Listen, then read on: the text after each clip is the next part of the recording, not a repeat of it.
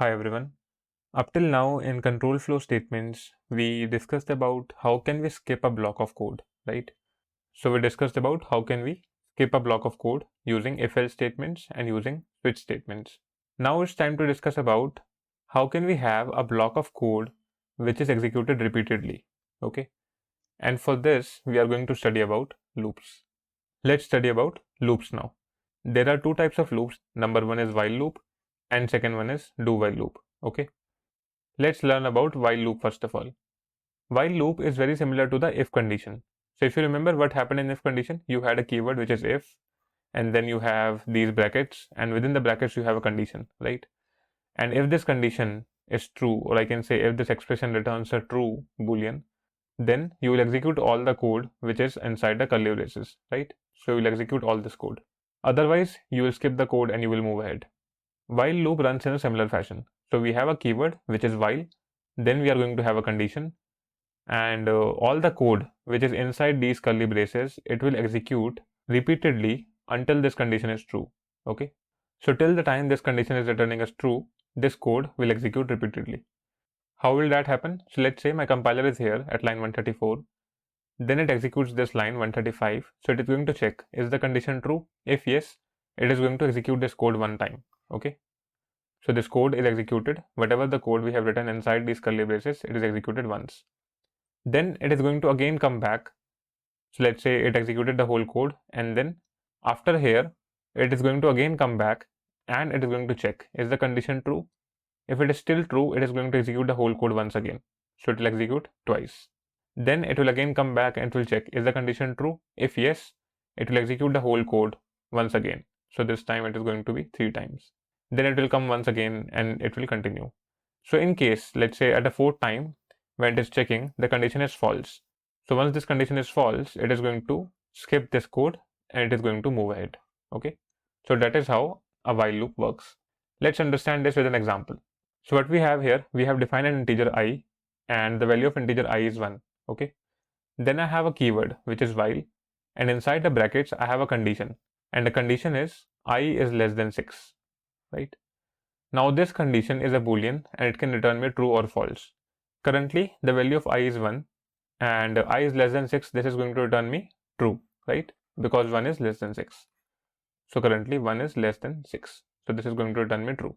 Then what will happen? It will execute the whole code which is inside these curly braces. Okay. So what will happen? This system.debug will be printed. So it will say value of I is equal to, then the value of I, and I is 1 currently, right? So it will say value of I is equal to 1. Then if you see these two statements, both of these statements are inside these brackets, okay, inside these curly braces. So after this statement is executed, this statement will also be executed, and here we are saying I++. Now if you remember the unary operator class, or I can say the unary operator tutorial, you know that I++ increments the value of I variable by 1. So at this point of time, initially I was 1, now I incremented it. So I can say initially I was 1, let me write it right here, and I specified value of I is equal to 1. So this is printed. Then I is incremented by 1. So now I can say the value of I is equal to 2. Okay. Once I is incremented, as I said, what will happen? Now the loop is ended here. Okay. So we have a closing curly brace. This means the loop ends here. So what will happen? The compiler will come back to this condition, which is defined right here, and it will check, is I less than 6? So this time I is equal to 2, right? So it will check, is 2 less than 6? Is this true or false? This is true, right? 2 is less than 6. So it will come inside the loop once again, and it will display value of I is equal to whatever the current value is. So I can say this time we'll have value of I is equal to 2. This will be printed. Then again I'm doing I++. So this time the value of I will be incremented to 3. Then what will happen? It will again come back at the start condition. It will check, is I less than 6? So is 3 less than 6? This is correct, right? So it will print value of I. So it will print the same thing, value of I. And this time it will print I is equal to 3 because the value of I is 3, right? So I will be 3. Then again it will increment I is plus plus. So this time I will be 4. And then again it will check, is I less than 6, which is true. So 4 is less than 6, correct? So it will print value of I is equal to 4. Then what will happen? It will increment I again, and we can say that I is equal to 5 this time, right? and it will come back to this condition and it will check is I less than 6. So I can say it will check is 5 less than 6, true or false. This is also true because 5 is less than 6, correct? So we can say value of I is equal to 5. Then what will happen? I plus plus will continue. So I will increment by 1 and the value of I will be 6. Okay. So this time I can say the value of I will be 6. And then it will check the condition once again. So after incrementing I, it will come back right here and it will check this condition once again. So I can say the condition will be is I less than 6. So I can say is 6 less than 6. Okay. Is this true or false? This time it is false, right? Because 6 is not less than 6. 6 is equal to 6. So this time when this condition is false, it will skip this whole block of code. So this won't be executed and it will come out of the loop. So I can say my loop will print these 5 statements: value of I equal to 1, value of I equal to 2, value of I equal to 3, value of I equal to 4, and value of I equal to 5. And I can say my loop is running the whole block of code 5 times. So it is running the block of code for I is equal to 1, for 2, for 3, for 4, and for 5. And when I is 6, the loop ends and it is coming out of the loop. So I can say the whole block of code is executed 5 times because until these 5 times, my condition is true. So this is how a while loop works. Let me just execute this code and it will be more clear to you. So if you see, let's execute this code and let's see what is the output. So if you see, we are getting the output as value of I is equal to 1, value of I is equal to 2, value of I is equal to 3, value of I is equal to 4, and value of I is equal to 5. So I can say that this block of code, which is the body of the loop, so we also call this block of code, which is, specified by this opening and closing curly brace, as the body of the loop. Okay. So the body of the loop is executed 5 times, correct? This is what we expected as well. Now, how many times this body of the loop will execute, it depends on the condition. In case, let's say I have, instead of 6, I have 11 here. Okay.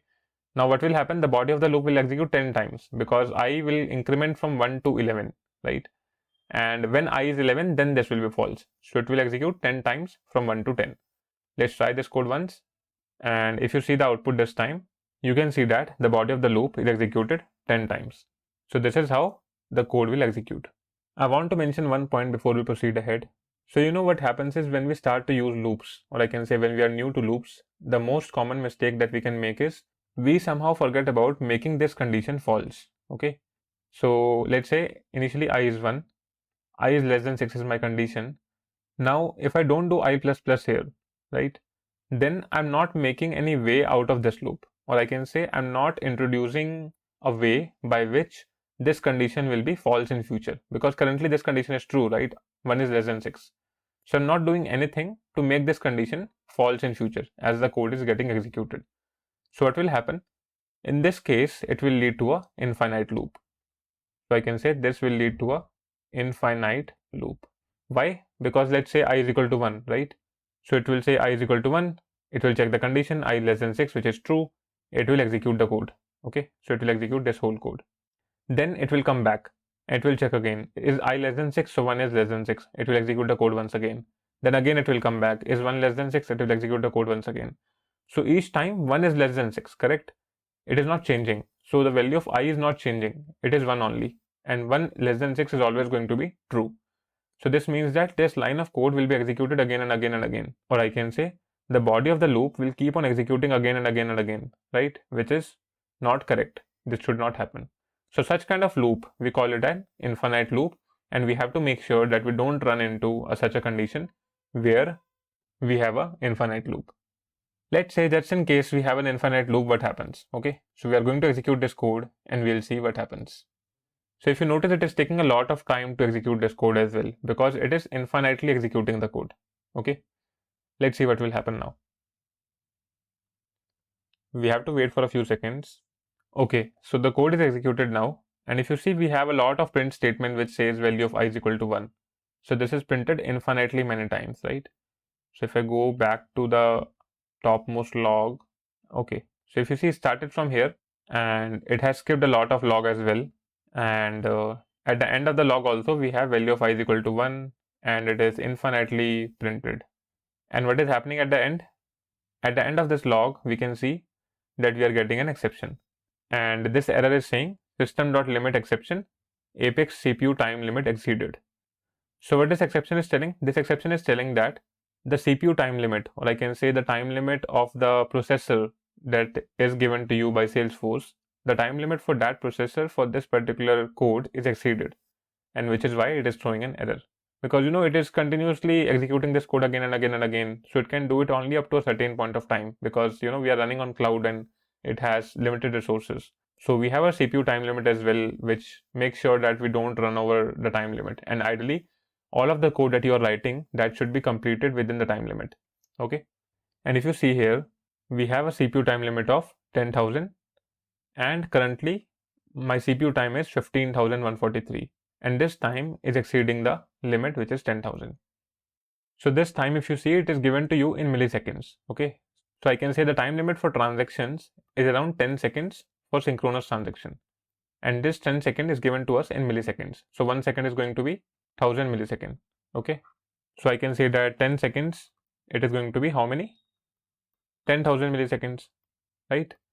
So it is saying that the limit is 10,000 milliseconds, but your code execution is taking more than this limit, and it is taking around 15,000 milliseconds. And then also it is not complete, right? It was still running. So what Salesforce did, in order to preserve its resources, it stopped the execution of the code, and it has thrown an exception, or I can say it has thrown an error, which says Apex CPU time limit exceeded. So you have to take care of this thing, that in case you add a condition here and you're having a loop and you're trying to execute a block of code again and again, then you should define some exit criteria as well, or you should make sure that a condition will become false in future. So this is how a while loop works. That's all for this video. In this video we covered while loop. So I hope you liked this video. Let me know your feedback in the comments down below, and I'll see you next time.